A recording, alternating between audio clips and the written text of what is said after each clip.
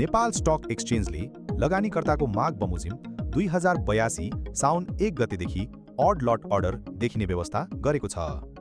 अब नेप्सेको वेबसाइटमा रहेको मार्केट डेप्थमा अड लट खरिद तथा बिक्री अर्डर्स हेर्न सकिन्छ।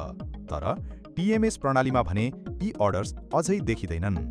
यदि तपाईको खातामा अड लट सेयर छ भने पहिले नेप्सेको वेबसाइटमा गएर मार्केट डेप्थमा हेर्नुहोस् कि कति मूल्यमा अर्डर्स छन्।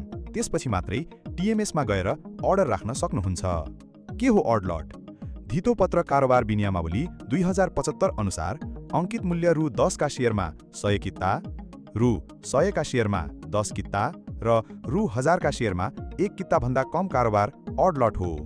ध्यान दिनुहोस्, अड लट कारोबारलाई न त मूल्य परिवर्तन सीमामा समावेश गरिन्छ न नेप्से परिसूचकको गणनामा। यस्ता अपडेटका लागि हामीलाई पनि फलो गर्न नभुल्नुहोला।